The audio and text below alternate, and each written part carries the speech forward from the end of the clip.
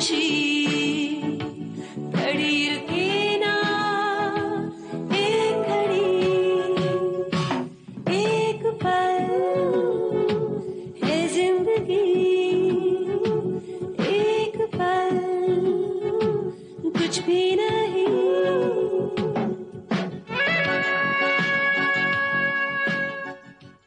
बबली अगर कुछ कर बैठी या उसे कुछ हो गया, मैं अपने आप को कभी माफ नहीं कर पाऊंगा।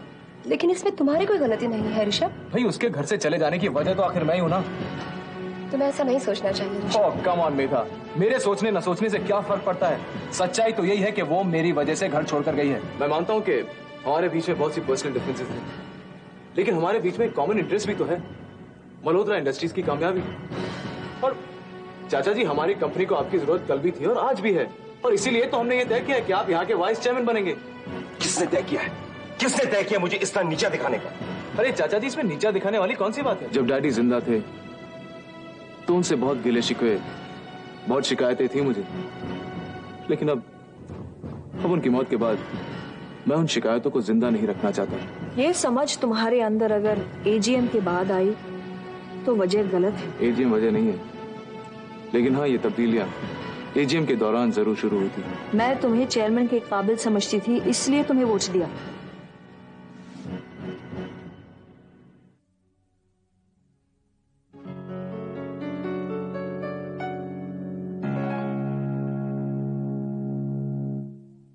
ऋषभ आया था क्या बेटे? हाँ माँ, वही सिल्वर एस्टेट के सिलसिले में। नहीं, उसका जिक्र एक बार भी नहीं आया। लगता है ऋषभ ने वो जिद छोड़ दी है। ऋषभ ने वो जिद छोड़ दी होगी, लेकिन रंजना देवी ने वो जिद कभी नहीं छोड़ी होगी। वो जरूर ऋषभ को कभी ना कभी उकसाएगी। रंजना देवी जीते जी सिल्वर एस्टेट पर अपना कब्जा जमाने की उम्मीद नहीं छोड़ेगी। आज ऋषभ को देखकर लगा कि उसमें कुछ तब्दीलियां आ गई हैं। तब्दीलियां? हाँ, एजीएम में जीतने के बाद जैसे वो एकदम से मैच्योर हो गए हो।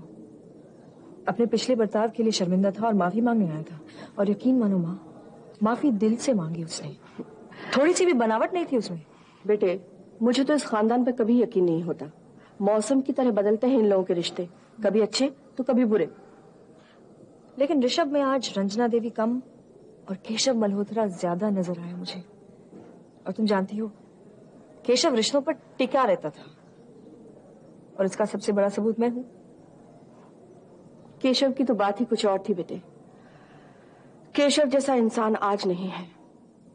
उसने अपने बूते पर इतना बड़ा साम्राज्य खड़ा किया जो आज मल्होत्रा खानदान में किसी की हिम्मत नहीं है।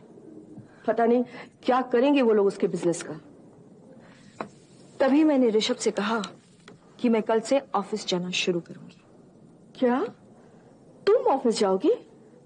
लेकिन इससे तो बात बिगड़ सकती है, रिश्ते और खराब हो सकते हैं। माँ, मुझे इन रिश्तों से ज्यादा केशव के बिजनेस की चिंता है। कोई भले ही नाराज हो जाए, नफरत करे, मुझे कोई फर्क नहीं पड़ता, क्योंकि मेरा दिल कहता है कि बिजनेस इन लोगों से संभल नहीं पा रहा है। लेकिन तू इन लोगों के साथ जाकर काम कर सकेगी? ऑफिस के लोग ही नहीं, बल्कि ताऊ जी, रंजना देवी, सब तेरे इस फैसले को गलत रंग दे सकते हैं बेटे। वो लोग सोचेंगे कि तुम सिल्वर एस्टेट पर कब्जा करने के बाद उनके बिजनेस पर कब्जा जमाने आई हो। हाँ, दूसरों की चिंता करके जितने भी लोग जिए हैं, दुखी जिए। मेरा मकसद है मल्होत्रा इंडस्ट्रीज को बचाना, और इसलिए मैं बिना किसी की परवाह किए ऑफिस में जाकर बैठूंगी।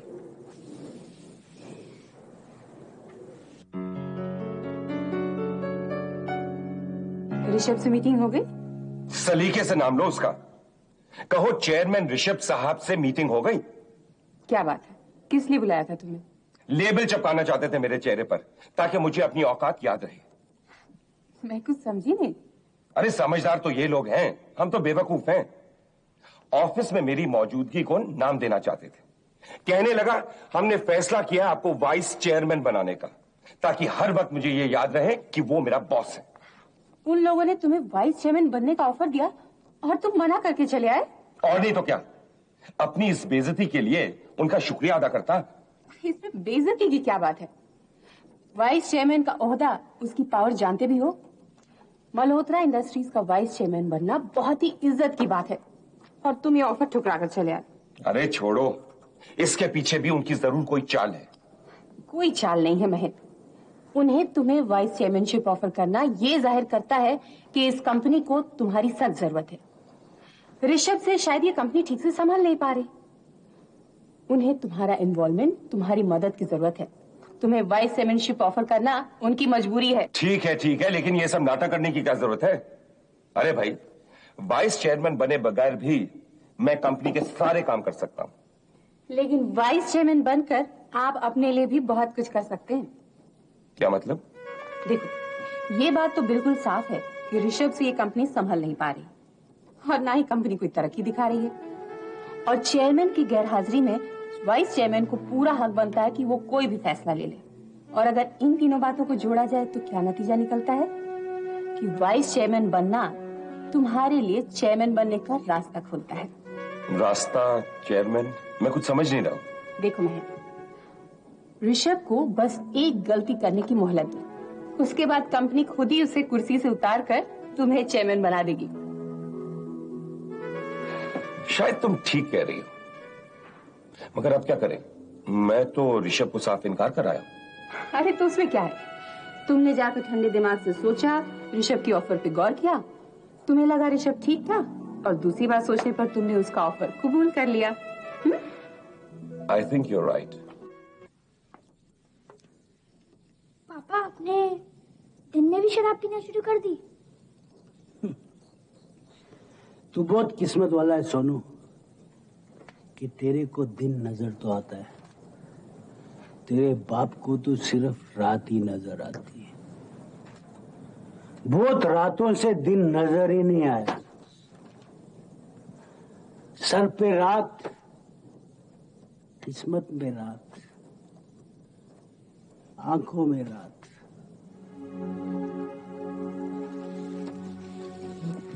सोनू, बैठ जा। सोनू, जब तू बड़ा हो जाएगा ना, तब तू देखेगा रात किस तरह लंबी होती चली जाती है। रात जिंदगी से दिन को निकाल के बाहर कर देती है। Day finish, only night. 24 घंटे अंधेरा। और फिर जब बदकिस्मती बुलंदी पे हो ना, तो 12 महीने अमावस की रात होती है सोनू। 12 महीने।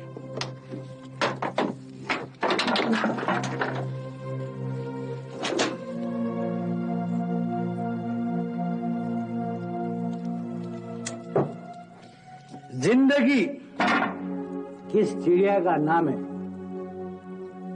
आधी उम्र गुजर गई, अभी तक मालूम नहीं पड़ा। ये तेरा बाप है ना, इसकी लाइफ का डिजाइन बहुत स्पेशल है। जिस लड़की से प्यार किया, सब कुछ दिया, वही पतली गली कर सटक गई। लेकिन मैं भी कुछ कम हरामी नहीं हूं। हाँ? उसको तलाक नहीं दूंगा। एक डोरी तो अटका कर रखनी चाहिए ना।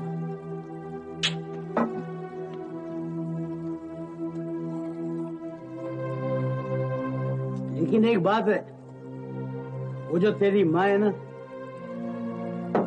वो भी कोई मामूली आइटम नहीं है। उस पर काबू पाना एक भूखी शेरनी पर सवारी करने की तरह है। बनाए दिया ना तेरे बाप को नामर्द, किसी काम का नहीं छोड़ा।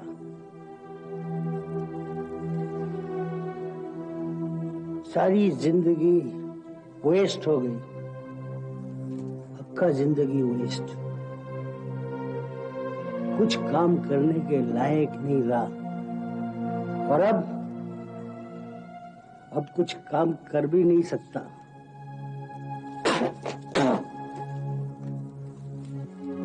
तू है तेरी जिंदगी पे।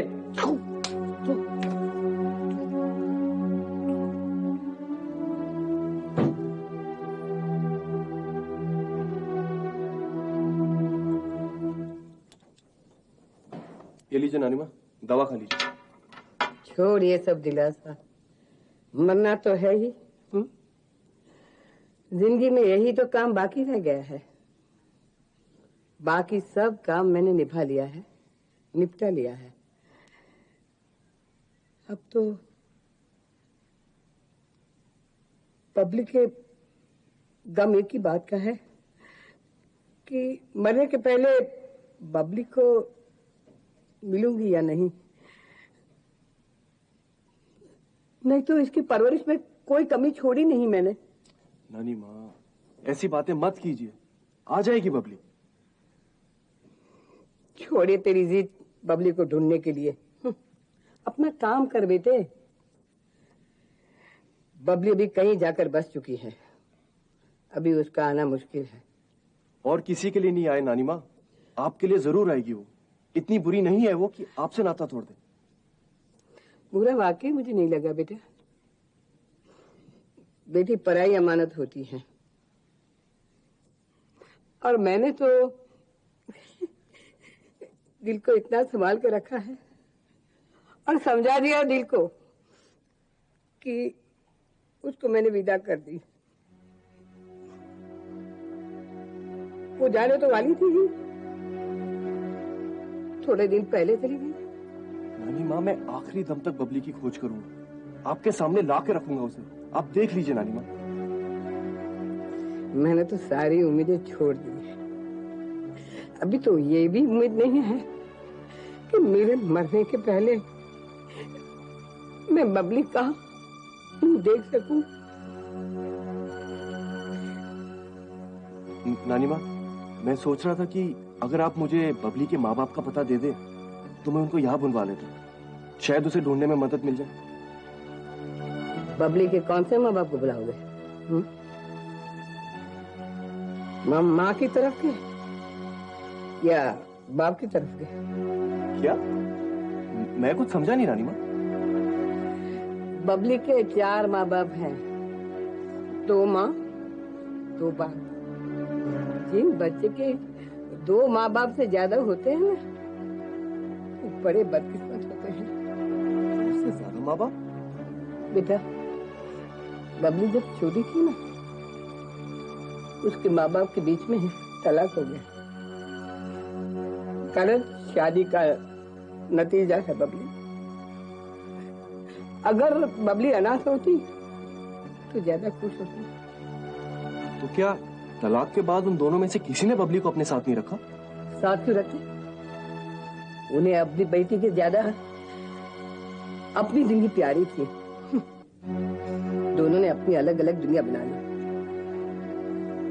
उसकी माँ ने दूसरा मर्द ढूंढ के शादी कर ली, बाप ने दूसरी औरत के साथ। उन हालात में मैंने सोचा बबली मेरे साथ ही अच्छी रहेगी। सगे रिश्ते सौतेले रिश्ते से बेहतर होते हैं ना। बबली के बारे में ये सब नहीं जानता था नानी माँ। मैं तो ये समझता था कि वो किसी रईस माँ बाप की बेटी है। इसीलिए तो कभी कभी ये इतनी जिद्दी हो जाती है। प्यार मिलने पर छीन जाए, इससे ज्यादा दर्द कोई नहीं होता बेटे। और बबली के माँ बाप होते हुए भी नहीं है, ऐसा ही है ना। प्यार के लिए कितनी तड़पती है मेरी बबली। नानी माँ, काश मुझे ये सब पहले पता होता।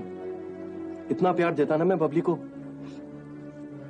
खैर, उसको वापस आने दीजिए नानी माँ। इतना प्यार दूंगा ना मैं कि प्यार की जो भी कमी है उसको सब पूरी कर दूंगा।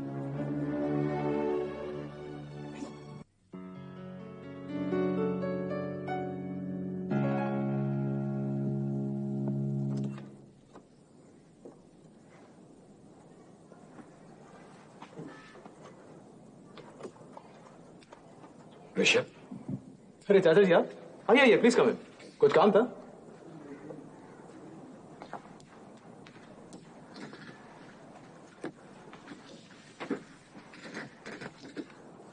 यकीन जानिए चाचा जी, उस ऑफर में मेरा कोई गलत मतलब नहीं था, और मुझे उस बात के लिए ना किसी ने सलाह दी थी, ना ही किसी ने उकसाया था। आपको वाइस चेयरमैन बनाने का फैसला मेरा अपना था। I promise you. मुझे यकीन हो गया ऋषभ, तैश में आकर अनाप शनाप पक गया।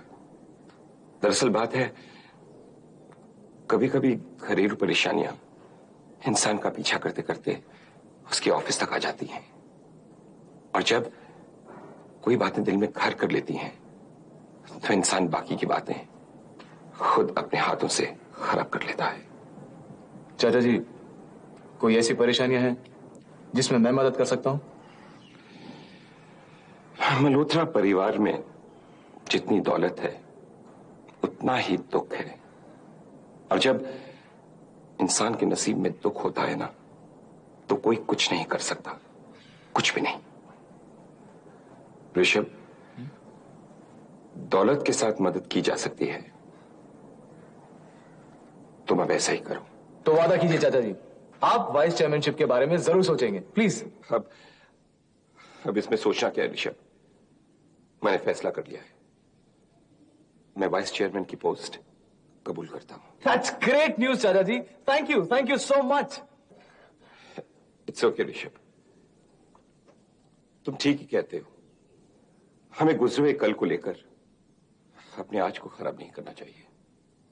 भले ही हमारे रिश्ते बनते बिगड़ते रहे, लेकिन एक बात है, मल्होत्रा इंडस्ट्रीज को हम दोनों की जरूरत है, हमारा साथ रहना बहुत जरूरी है।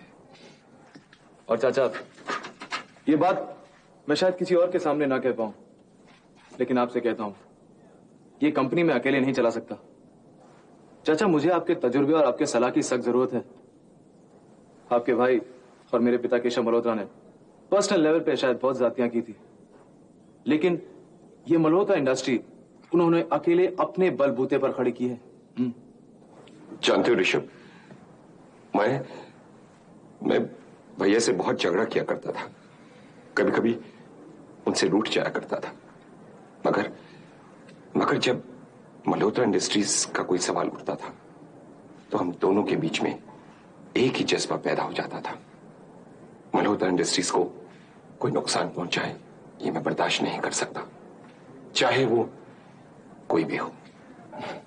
चाचा जी, हमारी कामयाबी तो तब होगी जब हम मल्होत्रा इंडस्ट्रीज को डैडी की कल्पनाओं से भी ज्यादा ऊंची बुलंदियों तक ले जाएंगे, और मल्होत्रा इंडस्ट्रीज को मुझे और डैडी की कल्पनाओं को आपकी सख्त जरूरत है।